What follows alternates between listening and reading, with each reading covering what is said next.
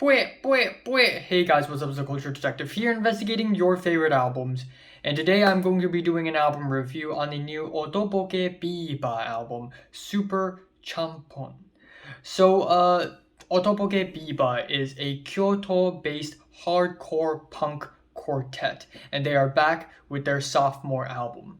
About 3 years ago, in 2019, they released their debut album, Itekoma Hits, which is a super short but packed, dense, absolutely freaking insane rock explosion, and it is awesome, and it became one of my favorite albums of that year. And this time they had returned, except this time they are going even harder, even faster, with even shorter tracks. This album is actually 5 minutes less than Itekoma Hits. Itekoma Hits is 26 minutes long. This one is only 21 minutes long. But even though this is shorter in length, there are actually more tracks on this album. It has 18 tracks here, which means that some of the tracks on this album are only 11 seconds long, 15 seconds long, barely a minute long, super short explosions, which is not rare in the scene of punk, especially hardcore punk, but it's still a really refreshing breath of air after listening to so much long ass songs sometimes. And once again, just like in the debut album, the band Otoboke Beaver constantly challenges these social gender norms in Japan and in the world in general, and with a great sense of humor. I'm gonna go through every single track. Don't expect me to go through all of these tracks in great detail because there are 18 tracks here, but still, I'm gonna go through them all. The album starts off with I Am Not Maternal with a Dead Kennedys homage riff with raging guitars and drums and a cartoonishly fuck you kind of vocals, very, very catchy refrains, and very repetitive lyrics about I don't want to be maternal, it's not my fault if there's a case of child abuse. Now, I don't know the exact translation of it, but the pre-chorus, which is hilarious, kamu down my chojo, like calm down my emotions, and then we have the incredibly catchy hook, inu ga suki watashi. Next up, we have the second track, Yakitori, which is just as fun, catchy, wild, full of rage, full of energy, with great passionate performances, and I just friggin' love the chorus. Suro into Yakitori, it's me! And then we have more tracks that challenge gender norms, like I Won't Dish Out Salads with its crazy, rapid, fast rants, the track Pardon with its playful, old-school hardcore punk vibes, and then we have the track Nabe Party with Pocket Brothers, which starts off a little bit slow, but it's still a pretty solid track, and it's still not bad. And then we have Leave Me Alone, No, Stay With Me, with the tongue-in-cheek vocals and the backing screams.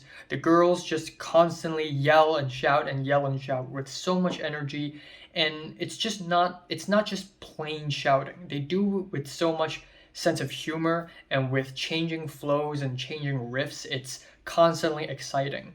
And of course, we have the track I Checked Your Cell Phone with the refrains, oh why, oh why, oh why, oh why, which is both very funny, also very enraging.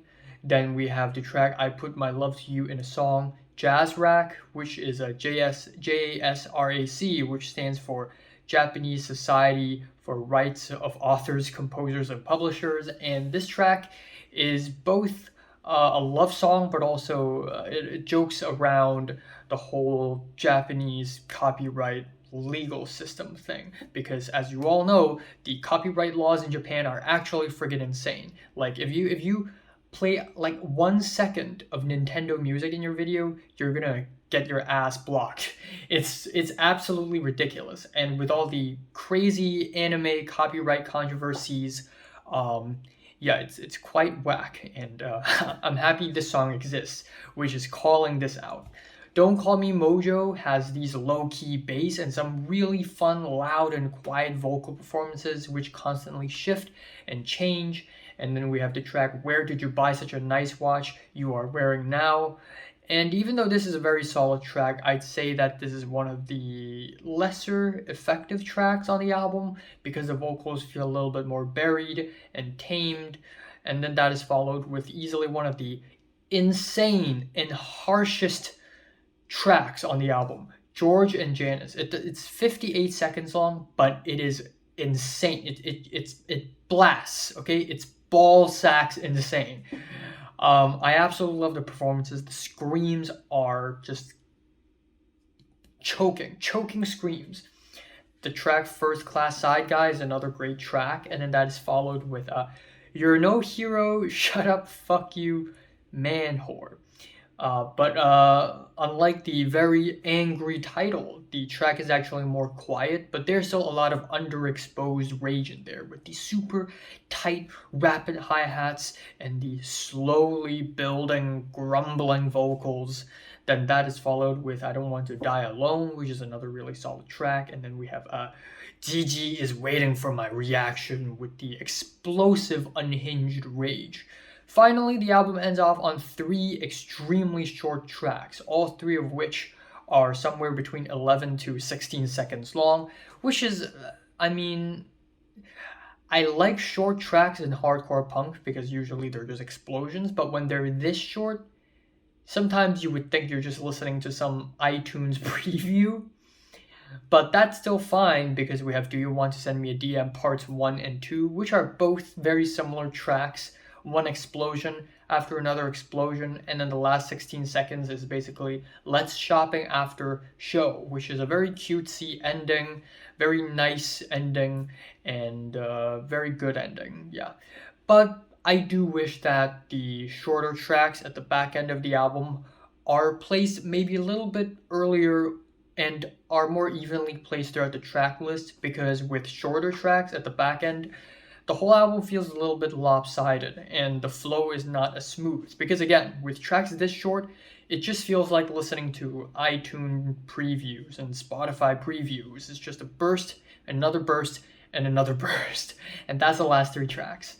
But still, Otoboke Beaver totally slaps hard. They frickin' jam. And yeah, just looking forward to their next album, and they're definitely one of the freshest, rawest, most awesome-tastic hardcore punk bands out there right now.